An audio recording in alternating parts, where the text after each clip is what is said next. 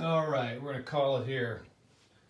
Turn 4 at the end of the Allies' turn. So I was supposed to get these guys on turn 4, but I rolled a 2, so I got no glider points. So these are all gliders, so I couldn't even bring them in. So no air points are available, so I had to move them next. It's turn 6, so they will be of no value. There's 3 artillery pieces and stuff that could maybe help. So what's exciting, I was thrilled at the beginning of the game. They took Son, they took the bridge, and then the Germans reinforced it, and they just could not do anything. Why do you see a gap there? Because, again, the Americans attacked that unit, and again, repulsed and bounced back. A disorganized unit, just pushed them back. I do want to say something. There was a great World War II live or World War II TV video. I'm going to try to remember to put a link to it, and it was awesome. They talked all about this in the 10th Panzer counterattack. They talked about Noonan and going through here, and just some incredible stories. Got me to thinking a little bit about some things. Let me come back to that. Let me finish the recap of why I'm calling it. So, as you know, Eindhoven is packed. I did get some troops up here. I did reduce that 9.5 unit. So that's pretty cool. And you can see the reduced 6.312 unit. I did some reducing. Ulst is taken now, so that's good. So they are making progress. But I only got 1 air unit this turn. Which kind of is funny enough, kind of made sense because I didn't get any glider points. So it's kind of like, well, maybe the weather was bad or something. But I didn't get any air attack points really. I got 1, and I used it on the big guy up there, and nothing happened. They did clear out the guy that was up here, so that's good. So pretty much you need to leave a guy here. You need to leave a guy here possibly to prevent the road march. This guy moved down here to keep this guy honest. He would just stay there. Really want to keep a small unit down, smaller than what I'm probably keeping down there. And it wouldn't be these guys because I need the guards to go off and I need the Irish to go off, I think.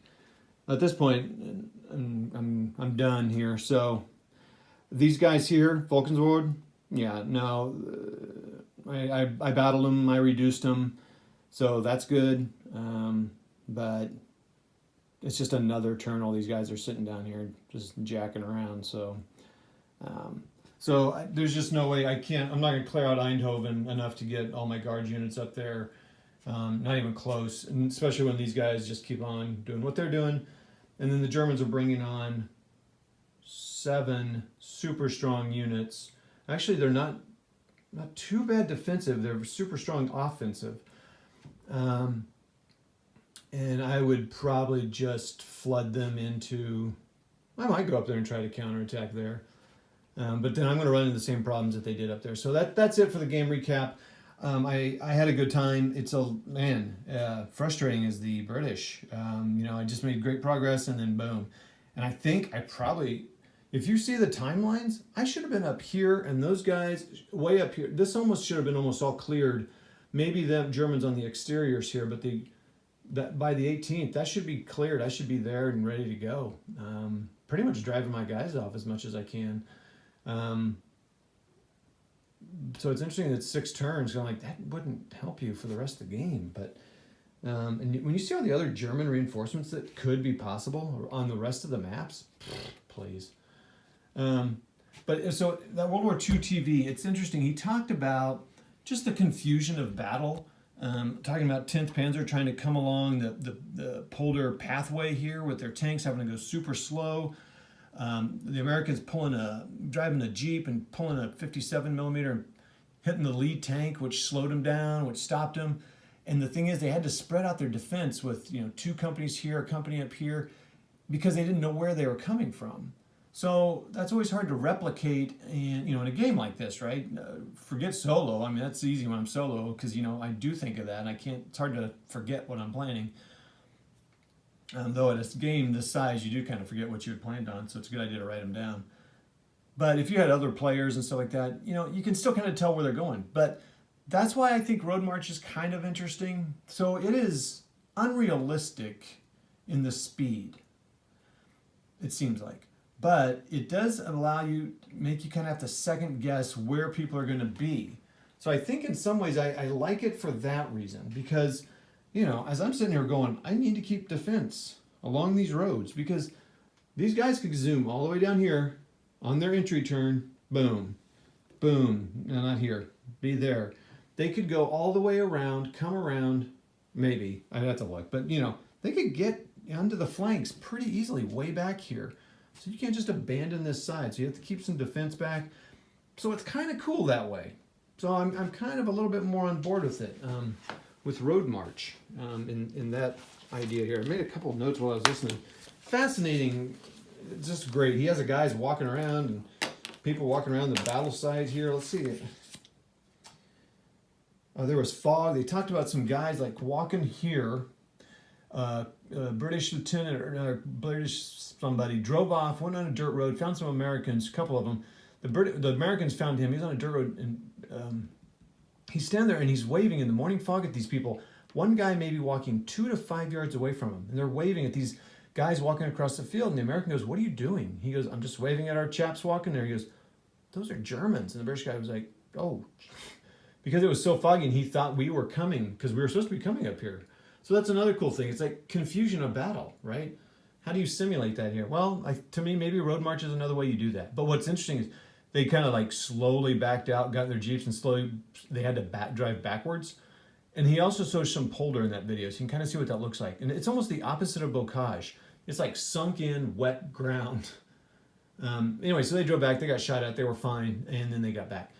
So there's just some heroics here. The tank driving super slow here, which, you know, it's cost $5 for a tank to move here, and $2, I don't know, something, $2 maybe for foot.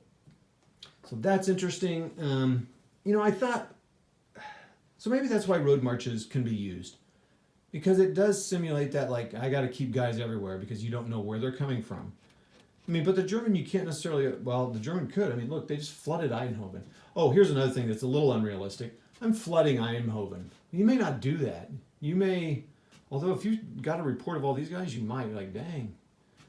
But you would, what you would realistically do, if you're a 10th, like 10th Panzer, well, let me start over. They were confused. Everyone was confused, right? The Germans, like, we don't know where they're going, what's going on, where they are.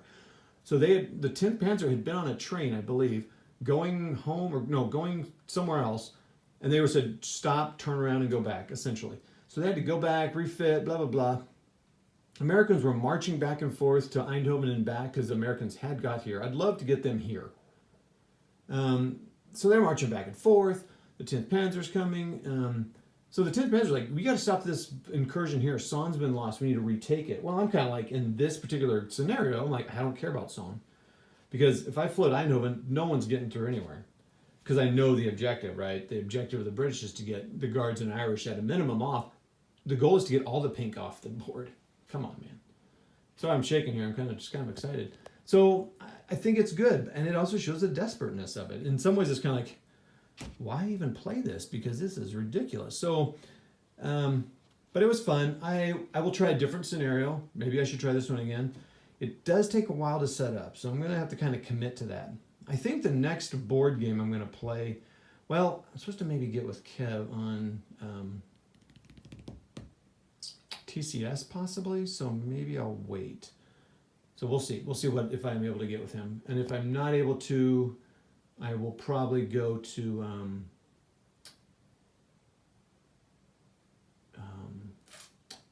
Lock and Load. I need to get that back on the table, and I just heard them talking about all this stuff coming out. So a dream, that's funny. I would ultimately like to get a Lock and Load game in a week, solo or face-to-face, so to speak. All right, this is a long video. So that's that. Fun. I enjoyed it. You really got to concentrate your forces. You got to think about what you're doing. The only house rules I'd want is maybe, I wish you had to keep your guys together, and maybe you can only have so many people from a different division helping you out, because I'm just all mixed up here. I have no idea who's who. I'm just putting sixes everywhere, and that's not realistic either. But maybe there's a reason for that. But again, it keeps it simple. You can just do what you got to do, and that's that. So okay, I would recommend if you want an easy market garden game, you want the maps, you want accurate OOBs, get this game. If you can find it, you can find it. I think it's still for sale places. Do it. It's fun. Simple. It's huge though. So setup is a big deal. Takes a long time, just for a one mapper. And I'm going to try to think if there's other ways to kind of organize this a little bit, but I'm not sure. Okay. Hey everybody. Thanks a lot. I appreciate everyone's views. All the people watch. And that's It Never Snows through turn. I guess that would be 3.5 in the middle of turn 4. Call it a German victory. That's that. You're all awesome. We'll see you.